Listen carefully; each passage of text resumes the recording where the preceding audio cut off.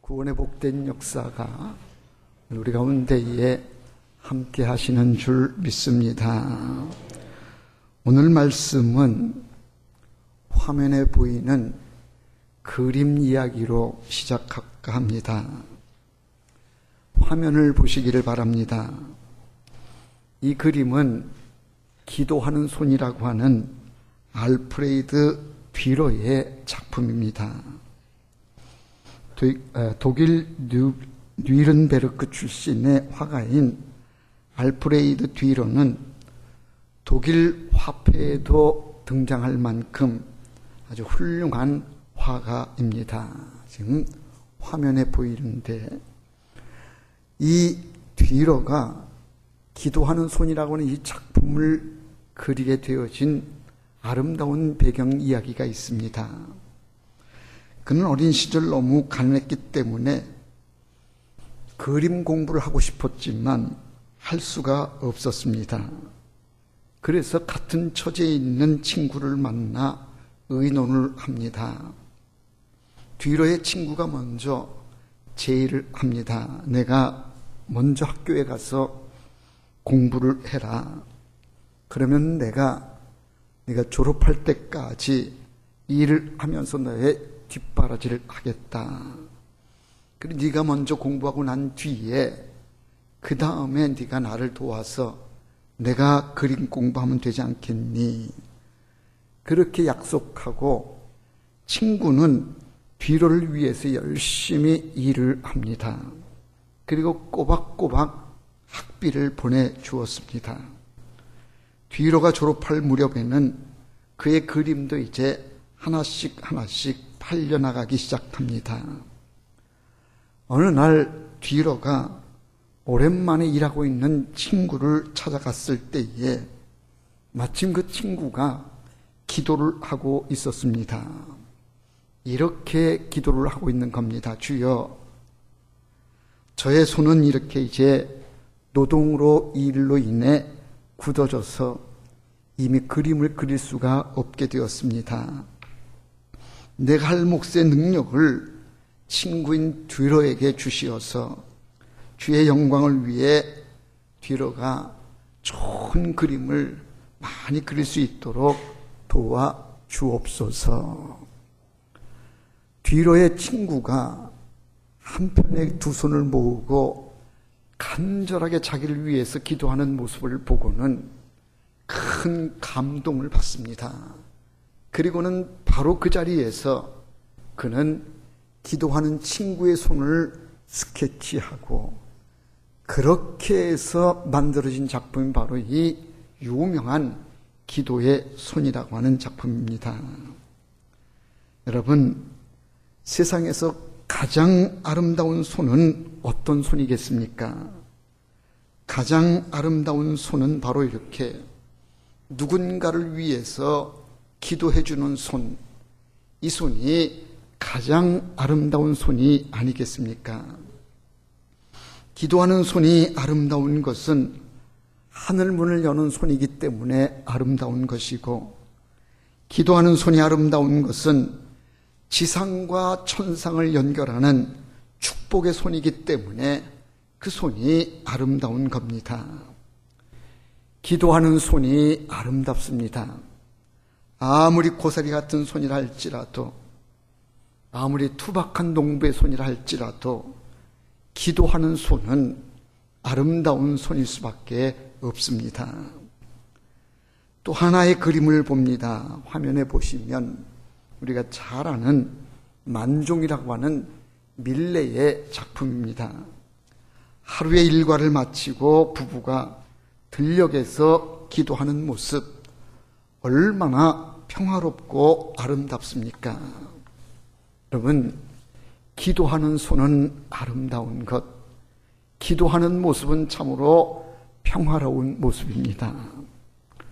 그런데 사탄이 가장 싫어하는 것이 무엇인가? 바로 이 성도들의 기도하는 모습을 사탄은 가장 싫어한다 그럽니다.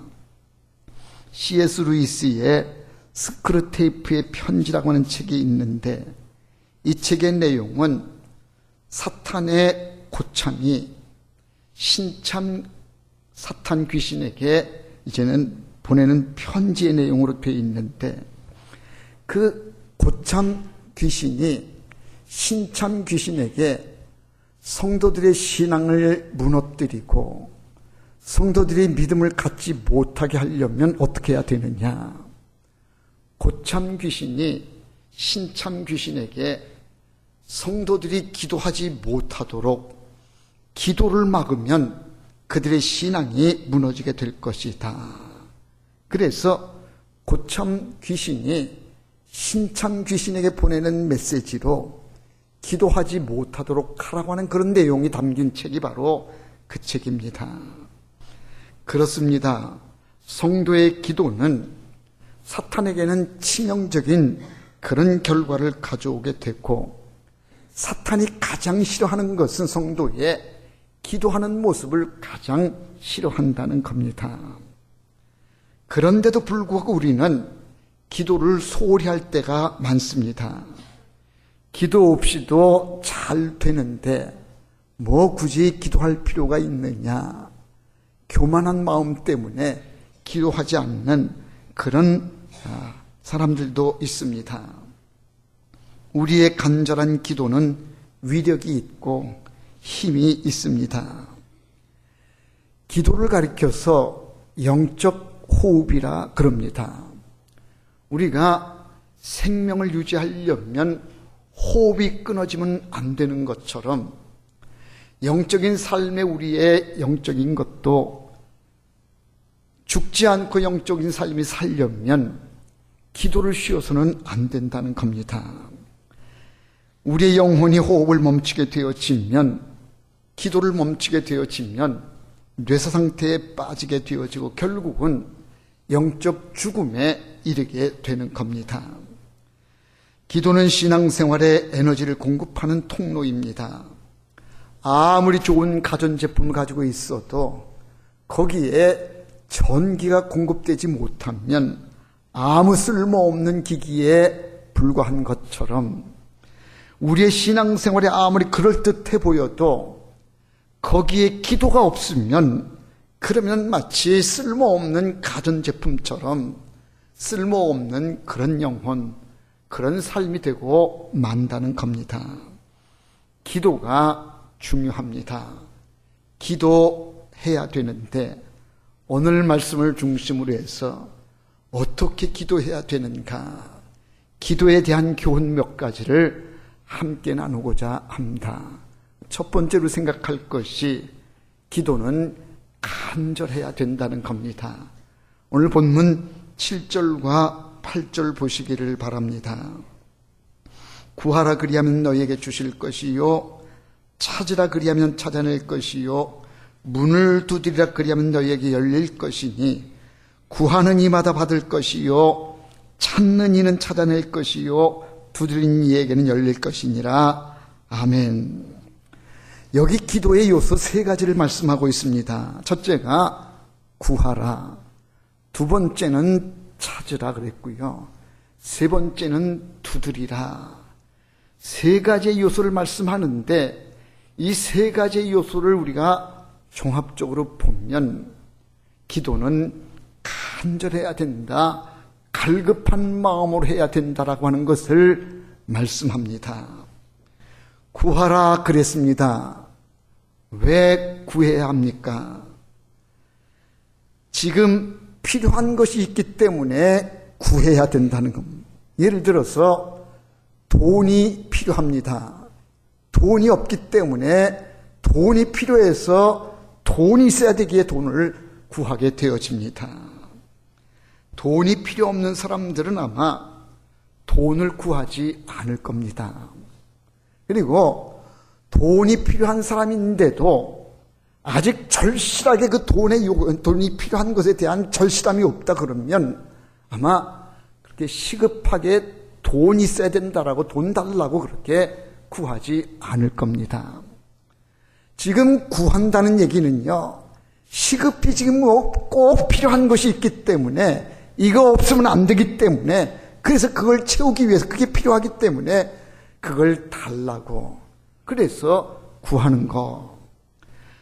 찾으라는 것도 마찬가지입니다. 왜 찾아야 됩니까?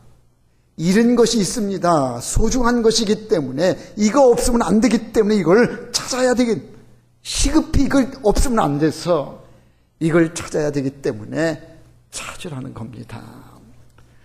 문을 두드리라는 것도 그래요.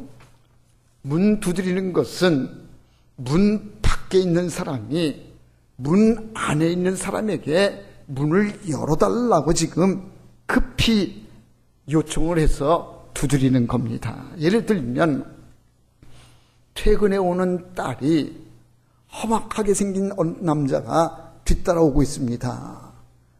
지금 폭행을 당할 위기에 놓인 이런 때에 이 딸은 막 서둘러서 집으로 달려와가지고는 집에 문을 두드립니다. 엄마, 큰일 났어요. 뒤에 어떤 낯선 사람이 나를 쫓아오고 있어요. 내가 큰일 나겠어요. 빨리 문을 열어달라고 시급히 위기 가운데 빠져있기 때문에 문을 열어달라고 그래서 두들기는 게 아니냐는 겁니다. 그래서 기도는 시급하기 때문에, 절실하기 때문에, 빨리 열면 안 되기 때문에 그래서 구하는 것이 기도라는 얘기입니다. 우리가 왜 기도하지 않는가? 여러 가지 이유가 있겠습니다만은 딱 하나 분명한 이유는요, 다급하지 않아서 그렇습니다. 여러분, 어떤 문제에 지금 시급하게 큰 위기 가운데 있고 다급하다 그러면요, 기도하지 않을 수가 없어요. 사업하던 사람이 지금 이 사업 자금에 부채를 막으려면 이게 빨리 막아야 부도를 막게 되어지는 이런 절박함이 있을 때에는 막 동분서주해 가지고 이 돈이 필요하다라고, 그래서 돈 구하려고 막 애를 태우는 거 아니겠습니까? 급하다는 거예요. 시급하다는 거예요. 그런데 왜 우리가 오늘 기도가 없느냐? 우리에게는 그렇게 절박함이 없어서, 시급하게 필요한 것이 아직은 없어서, 그래서 우리가 지금 기도를 느긋하게, 나는 아무 지금 걱정이 없습니다. 내 큰일 난 것도 없습니다. 이제 그런 여유가 있기 때문에 우리가 기도하지 않느냐는 거네요. 시급히 필요한 것이 있다고 하면, 그냥 갈급히 구하는 것이 있다라고 하면 어떻게 우리가 태연하게 이렇게 좀 느긋하게 기도하지 않을 수가 있는가? 기도하지 않는 이유는 급하지 않기 때문이 아니냐는 거예요. 옛날 소크라테스에게 한 제자가 찾아와가지고 스승님에게 배우기를 원합니다. 찾아왔어요. 그러자 소크라테스가 찾아온 그 제자를 데리고 바닷가로 갑니다. 바닷가에 가가지고 찾아온 제자를 바닷물 속으로 깊이 들어가 허리춤까지 왔을 때에 갑자기 소크라테스가 그 찾아온 제자를 물속에 막 쳐박아 놓습니다. 그리고 한참 동안 막 발버둥 치면서 막 그러다가 이제는 소크라테스가 풀어줘서 이제 물 밖으로 나왔습니다. 나와가지고 무트로 나와서 이제 모래사장에 앉았는데 제자가 소크라테스에게 묻습니다. 스승님, 왜 저를 갑자기 물속에다 쳐박고 그리고 풀어주지를 않으셨습니까? 그랬더니 소크라테스가 그 제자에게 묻습니다. 그때에 가장 요구된 것이 무엇이었느냐? 무엇이 힘들었느냐? 그렇게 소크라테스가 제자에게 묻습니다. 그러자 이 제자가 말합니다. 숨을 쉬어야 되는 건데 숨을 쉴 수가 없었습니다. 물속에 있으니 숨을 쉴 수 없으니 살아야 되겠는데 죽겠습니다. 그래서 숨을 쉬는 게 시급했다라고 얘기를 하니까 소크라테스가 얘기를 합니다. 그러냐?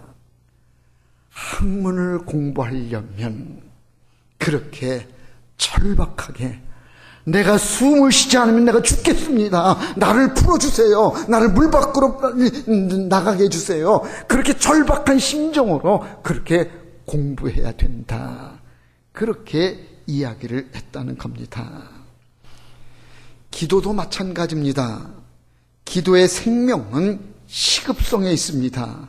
지금 간절히 필요합니다. 이게 꼭 이루어져야 되겠습니다. 이거 없으면 안 됩니다. 간절한 마음으로 그냥 그렇게 시급하게 절실하게 기도해야 된다는 거예요. 구세군의 창시자인 윌리엄 부드라고 하는 사람이 이런 말을 했대요. 기도할 때에 생사가 달린 것처럼 기도해라.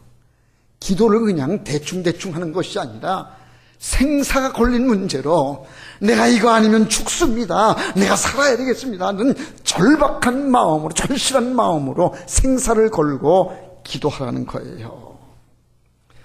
성경에 보면 그렇게 절박한 마음으로 기도했던 사람들이 많이 나오는데 대표적인 인물 하나를 들면 야곱이라고 하는 사람을 들 수 있습니다. 야곱이 외삼촌인 라반의 집에 살면서 재물도 많이 모았고 자녀들도 많이 얻었습니다. 이제 고향으로 돌아가야 할 시간인데 그런데 문제가 생겼습니다. 형 에서가 자기를 속이고 장자권을 가로채고 축복권을 가져간 이 동생 돌아오기만 해봐라. 가만두지 않겠다고 400명의 군사들을 대동해가지고 이 동생 야곱 오기를 기다립니다. 오기만 하면 내가 너 가만두는가 봐라고 군사들을 동원해가지고 이 야곱을 기다리고 있는 아주 이런 절박한 상황입니다. 그러니까 이 야곱이 형 에서를 만나게 되면 이제는 엄청난 형으로부터의 그런 이제 책임을 묻게 되어지고 심지어는 죽임을 당할 수도 있는 이런 절박한 상황에 놓인 겁니다. 그 밤에 가지고 온 가솔들 재산들을 다 강 건너 야복강으로 건너가게 하고 야곱이 그 밤에 야복강가에 홀로 남아서 정말 생사를 건 절박한 기도를 하나님 앞에 드립니다. 하나님이면 내일이면 내가 형 에서를 만나게 되는데 형이 나를 죽이겠다고 지금 400명의 군사를 데리고 지금 저 강 건너에 와 있습니다. 내가 지금 이 강을 건너가게 되는데 강을 건너가며 형을 만나서 내가 지금 형에게 죽임을 당할 수도 있습니다. 생사를 건 기도를 밤새도록 기도를 합니다. 하나님의 천사가 왔습니다. 얼마나 간절한 마음으로 야곱이 기도하는지 하나님의 천사가 묻습니다. 내 이름이 무엇이냐? 네, 내 이름은 야곱입니다. 야곱이라고 하는 이름의 뜻은 남의 발뒤꿈치를 잡다. 그러니까 그의 이름이 뜻하는 바대로 지구는 못 살고 막 욕심에 사로잡힌 남의 발뒤꿈치나 잡는 이런 삶을 산 것이 야곱이었는데 그런데 그 밤에 얼마나 절실하게 생사를 건 기도를 했는지 하나님의 천사가 내 이름은 이제는 야곱이라 부를 것이 아니라 내 이름은 이제는 이스라엘이라 부를 것이다. 이스라엘이라고 하는 이름의 뜻은 하나님과 겨루어서 이겼다라고 하는 거예요. 그 밤에 절실하게 기도한 거예요. 그냥 생사를 건 기도를 한 거예요. 하나님, 내게 축복해 주세요. 내 형을 만나게 될 텐데 두렵습니다. 형이 나를 죽이겠다고 지금 400명의 군사들을 동원해갖고 와 있습니다. 내일이면 나는 죽을지 모릅니다. 하나님, 나를 축복해 주시고 나를 이 위기 가운데에서 건져달라고 얼마나 절실하게 그 밤에 기도를 했는지 하나님의 천사를 만나게 되어지고 하나님의 천사로부터 이제 응답을 받아서 이름이 바뀌어지게 되어지고 그 다음 날을 맞이하게 되는데 새 희망에 응답받은 이런 복된 새날을 맞이하게 되어져서 그곳 이름을 브니엘이라. 성경에 보니까 새 아침을 맞이하게 되었다. 하나님께로부터 응답받고 축복받은 그런 날을 맞이했다. 브니엘의 새 아침을 맞이하게 되었던 겁니다. 절망의 밤이었습니다. 야복강 나루에서 생사를 건 기도를 한 야곱은 드디어 브니엘의 새 아침을 맞이한 것처럼 간절한 마음으로 절실한 마음으로 기도하면 하나님 반드시 우리에게 새 아침을 맞이하게 하고요, 브니엘의 아침을 맞이하게 할 줄로 믿습니다. 오늘 우리에게 필요한 것이 야곱의 이 불타는 기도가 필요합니다. 내가 부서지고 깨지는 한이 있더라도 하나님이여 나의 기도를 들어주옵소서. 간절한 마음으로 절실한 마음으로 하나님의 도움이 없으면 나는 죽겠습니다라고 하는 생사를 건 기도가 우리에게 필요하다는 얘기예요. 간절히 기도해야 됩니다. 두 번째 기도는 믿음의 기도입니다. 11절 말씀에 보니까 너희가 악한 자라도 좋은 것으로 자식에게 줄 알거든 하물며 하늘에 계신 너희 아버지께서 구하는 자에게 좋은 것으로 주시지 않겠느냐. 이 말씀이 은혜가 되는 것은요, 아무리 악한 부모라도 자식이 떡을 달라고 하는데 돌을 주는 부모가 어디 있겠느냐. 아무리 악한 부모라도 자식이 생선 달라고 그러는데 그런 끔찍한 뱀을 주는 부모가 어디 있겠느냐. 너희가 악할지라도 그러지 않았는데 내가 누구냐. 내가 너희에게 좋은 아버지 아니냐. 좋은 아버지 된 내가 너희에게 구하는 것이 있으면 더 좋은 것을 주지 않겠느냐라고. 이 얘기가 누구 얘기냐면 주님이 하시는 얘기예요. 누구 다른 얘기를 전해서 하는 얘기가 아니라 이 얘기를 직접 주님이 너희가 악한 사람이라 할지라도 자식이 떡을 달라고 그러면 돌을 주는 부모가 어디 있겠느냐. 좋은 걸 주려고 그러지 않겠느냐. 자식이 생선 달라고 그럴 때에 뱀을 주는 부모가 어디 있느냐. 좋은 걸 주려고 하는 것이 악한 부모라도 그러는데 내가 너희의 좋은 아버지 아니냐. 성경은요 우리에게 하나님을 아버지라고 불러요. 우린 또 기도할 때에 하나님 아버지 이렇게 아버지를 불러 이렇게 기도하잖아요. 성경은 아버지를 그냥 아버지로만 표현하지 않고 아바 아버지라고 그렇게 또 표현. 아바 아버지는요 우리말하고 비슷한데 아빠 아버지, 아빠 아버지. 우리는 아빠는 어렸을 때 우리가 아버지를 응석바지를 막 그렇게 뭐 격이 없이 아버지하고 지나는 이때를 우리는 아빠 이름을 보내잖아요. 그리고 이제 나이가 들어가지고 이제 뭐 격식을 차리려고 할 때 아버지 그랬다가 좀 하면 아버님 그러잖아요. 아버님까지 가고 이러는데 아빠라고 호칭 부를 때는 아버지하고 관계가 격이 없이 막 응석도 부리고 아버지한테 실수도 하고 아버지한테 막 대들기도 하고 막 이런 관계가 될 때에 아빠라고 부르는데 성경은요 우리에게 하나님을 아버지가 아닌 아빠 아버지라고 그렇게 해요. 아버지 하나님 앞에 우리는 실수도 막 응석을 부릴 수도 있는 그런 관계의 좋은 아버지 아니냐는 거예요. 악한 사람이라도 자식이 달라고 하는 것에 더 좋은 것을 주는 건데 내가 아빠 아버지 되는 하나님 아니냐. 너희가 원하는 것이 있을 때에 내가 더 좋은 것을 주지 않겠느냐. 믿음으로 구하라는 거예요. 그 하나님이 아빠 하나님, 좋은 아버지 하나님, 그러니까 하나님을 믿고 구하라. 하나님은 우리의 기도를 들으시고 우리의 신음소리까지 들으십니다. 그리고 우리에게 좋은 것으로 우리가 원하는 것 이상으로 우리에게 채워주시기를 원하시는 분이 하나님이신 거 믿으시기를 바랍니다. 이 믿음의 기도가 있어야 되는데 우리는 기도해놓고 믿지 못하는 경우들이 얼마나 많은지, 믿음 없이 기도하는 경우들이 얼마나 많은지 혹시 이 얘기 들어보셨는지 모르겠습니다. 오래전에 한번 드린 적이 있었는데 어느 상가에 개척교회가 있어요.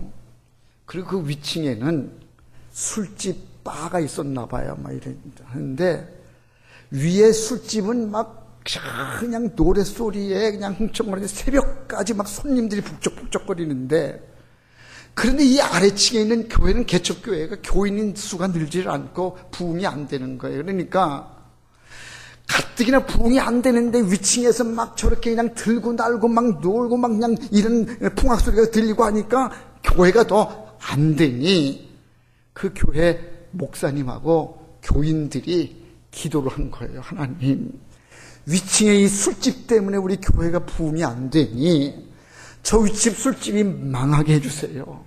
저 술집이 좀 여기서 좀 떠나가게 좀 해주세요. 라고 그냥 그 교회 목사님하고 막 그냥 교인들 그냥 열심으로 기도를 한 거예요. 그러다가 며칠 지난 뒤에 그 술집에서 화재가 났어요. 화재가 나가지고 그 술집이 졸지에 망하게 된 거예요. 화재가 나가지고 졸지에 망하게 된 이 술집 사장이 가만 생각해 보니까 이 아래층 교회에서 자기들 망하라고 기도한 이 기도 때문에 이게 망한 이 생각이 들어가지고 이거 안 되겠다 그래가지고 술집 사장이 교회를 상대로 해가지고 소송을 걸었대요.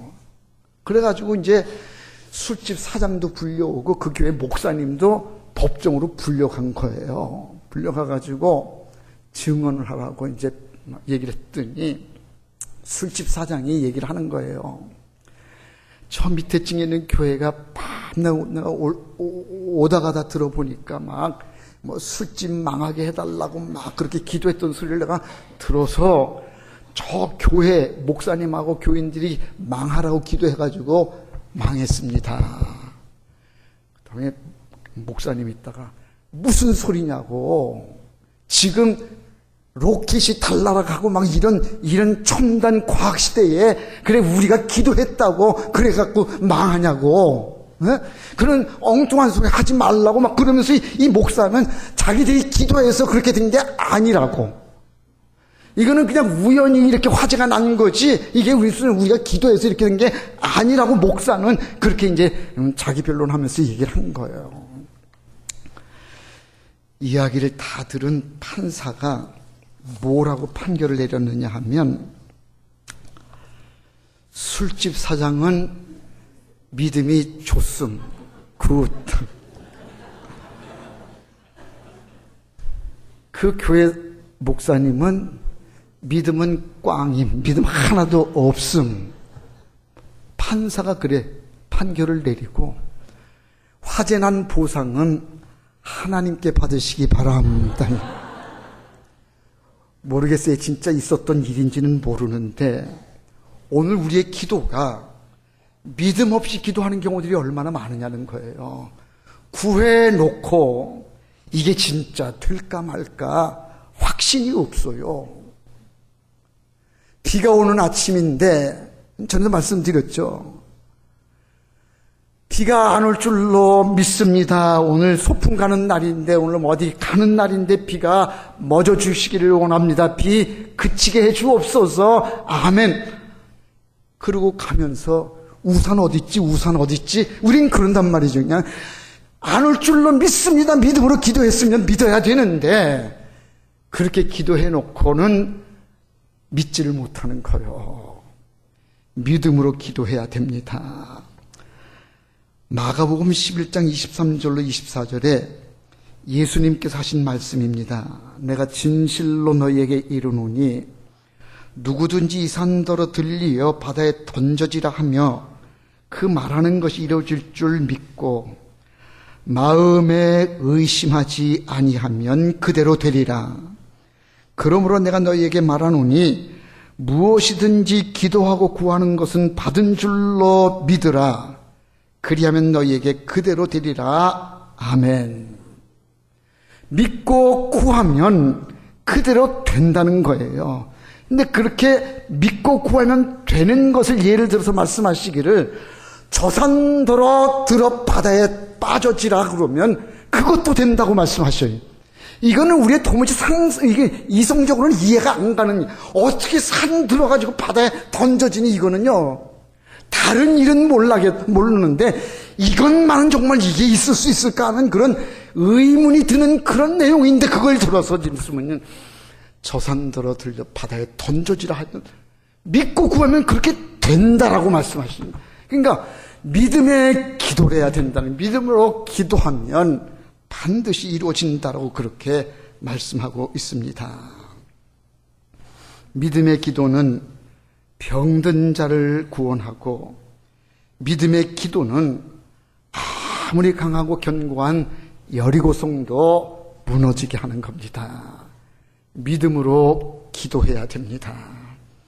마지막 세 번째로 주시는 교훈이 베푸는 기도를 해야 된다는 겁니다. 12절 말씀에서 우리는 같은 교훈을 얻게 되는데, 그러므로 무엇이든지 남에게 대접을 받고자 하는 대로 너희도 남을 대접하라. 이것이 율법이요 이것이 선지자니라. 난데없이 지금 7절부터 11절까지 쭉 이어지는 말씀이 구하라 그러면 주실 것이고, 찾으라 그러면 찾게 될 것이고, 두드리라 그러면 열릴 것이고, 기도에 관한 말씀들로 쭉 해서 너희가 간절할지라도 자녀가 달라고 그러면 좋은 것을 줄 알거든 내가 너희들이 구하는 것을 안 주겠느냐, 뭐 이런 기도에 관한 말씀을 쭉 이렇게 하시는데 느닷없이 12절 말씀이 이게 나온 거예요. 이게 그러므로 무엇이든지 남에게 대접을 받고자 하는 대로 너희도 남을 대접하라. 이것이 율법이요 선지자니라. 이걸 우린 가르쳐서 황금률이라 그러죠. 성경의 원리를 가장 함축해서 하신 말씀, 이걸 그래서 우리는 성경의 요점 정리된 말씀이다. 무엇이든지 남에게 대접받고자 하는 대로 너희도 남을 대접하라. 여러분, 이 말씀이 기도의 교훈 중에 하시는 말씀인 것을 주목해야 되는데, 내가 원하는 것이 있어요. 예를 들어서 지금 재물이 필요하다 그러면 내가 원하는 그 기도가 내가 원하는 것을 끝나는 것이 아니라 다른 사람들도 그런 것을 원하는 그런 기도 제목을 가지고 있다는 거예요. 다시 말하면 내 자식이 잘 되기를 바라요. 이게 내 마음의 소원이고 내 기도 제목이에요. 그러면 내가 내 자식이 잘 되기를 바라는 것처럼 다른 사람들도 내 자식, 그분의 자녀가 잘 되기를 바라는 마음을 똑같이 갖고 있다는 거예요. 그러니까 우리가 기도할 때에 내 몫만 챙기려고 내 것만 이루려고 하는 그런 기도가 돼서는 안 된다는 거예요. 그러니까 내 기도가 내가 원하는 것처럼 다른 사람들도 그걸 원하는 것이기에 우리의 기도는 내 욕심 채우려고 하는 기도가 아니라 내 것을, 내 기도 제목을 이루려고 하는 그런 욕심의 어떤 기도가 아니라 다른 사람들도 그런 것들을 원하니 다른 사람들을 배려하면서 다른 사람들을 베푸는 이런 기도를 해야 된다는 거예요. 자, 그렇게 되면 자녀를 위한 기도를 할 때에 내 자식은 잘 되고 남의 자식들은 다 안 되게 해주세요, 이건 안 된다는 거잖아요. 그죠? 내가 내 자식 잘 되기를 바라는 것처럼 저분들도 자식 잘 되기를 바란다고 하면 그런 마음으로, 베푸는 마음으로 기도를 해야지.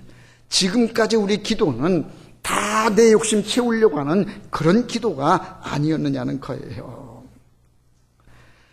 아브라함은 부지 중에 천사를 대접받다가 넘치는 복을 받습니다. 잠언 11장 24절로 25절에 보면 이런 말씀이 나와요. 흩어 구제하여도 더욱 부하게 되는 일이 있나니 과도히 아껴도 가난하게 될 뿐이니라.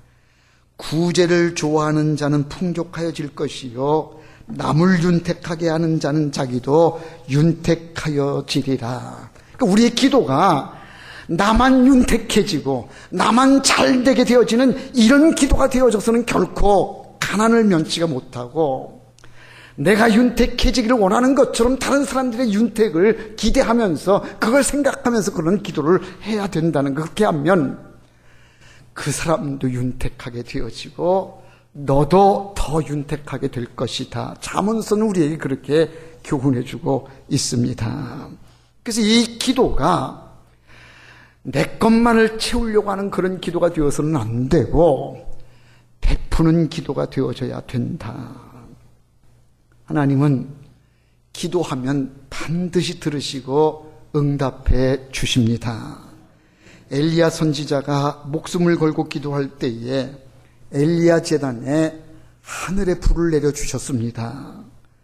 자식이 없어서 눈물로 자식 하나 달라고 기도했던 한나에게는 그 눈물에 간절한 기도를 들으신 하나님께서 사무엘이라고 하는 아주 영향력 있는 일꾼의 아들을 주셨습니다. 히스기야는 병들어 죽게 됐을 때에 날 살려주세요, 내게 건강을 회복해 주세요, 눈물로 기도했더니 하나님이 내가 너의 눈물을 보았노라. 그를 건강을 회복시켜 주시고 15년의 수완을 더해 주시는 그런 응답을 주셨어요. 바울과 실라가 감옥에 갇혔지만 하나님을 찬송하며 기도 드릴 때에 옥토가 흔들리게 되어지고 옥문이 다 풀어져서 옥토에서는 풀려져 나오는 그런 응답을 받았습니다. 기도는 하늘의 능력을 가져오는 그런 기적의 역사가 있습니다. 땅에서 매면 하늘에서도 매고 땅에서 풀면 하늘에서 풀리는 역사가 바로 기도에 있습니다. 우리는 이제 내일부터 닷새 동안 특별 새벽 기도를 가집니다. 이번 특별 새벽 기도에는 닷새 동안 5가지 가지고 하려고 그래요. 가장 시급한 것이 뭐냐? 첫째 날에는 나라와 민족을 위해서 기도해야 되기에요. 전쟁의 위기가 고조되고 있습니다. 저도 전쟁이 나면 빨리 피신하려고 배낭 보따리 하나 준비했어요. 전쟁의 위기가 고조되는 때에 나라와 민족을 위해서 기도해야 되고, 두 번째 날에는 한국 교회와 우리 교회를 위해서 기도해야 되겠다. 두 번째 날은 교회를 위해서, 세 번째 날에는 우리 직장과 사업장을 위해서 경영하는 것들이 잘 이루어져서 우리 노원께 사랑하는 성도들 모두가 다 부유한 삶을, 물질의 풍족한 삶을 누리도록 위해서 기도하고요. 네 번째 날은 가정과 가족들의 건강을 위해서 기도하고 온 가족들의 형통함을 위해서 우리가 기도합시다. 마지막 날에는 자녀들을 위해서 기도하려고 합니다. 우리 자녀들 다음 세대가 잘 자라갈 수 있게 해 주옵소서. 닷새 동안 우리가 특별하게 우리가 기도합니다. 여러분, 이번 특별 새벽 기도에 작정합시다. 간절한 마음으로 기도하는 거예요. 두드리는 거예요. 하나님, 이 문제를 해결해 주세요. 문 열어주세요. 간절한 마음으로 기도하면 반드시 이번 특별 새벽 기도회에 응답의 은혜의 역사가 있을 줄로 믿습니다. 닷새 동안 작정하시고 우리 기도하는 일 함께하는 여러분 되시기를 주의 이름으로 축원합니다. 기도합시다. 사랑 많으신 아버지 하나님, 크신 은혜를 감사합니다. 지금은 기도해야 하는 때인데 저희들로 특별 새벽 기도를 갖게 해주시니 감사를 드립니다. 간절한 마음으로 구하게 해 주옵소서. 절실한 마음으로 찾게 해 주옵소서. 생사를 걸고 문을 두드리는 저들 되게 해 주옵소서. 간절하게 기도하면 하나님 우리의 기도를 들어주시고 응답해 주시는 줄로 믿습니다. 응답의 역사가 이번 특별 새벽 기도회에 우리 모두 위에 임하게 하여 주시옵소서. 예수님의 이름으로 기도하옵나이다. 아멘.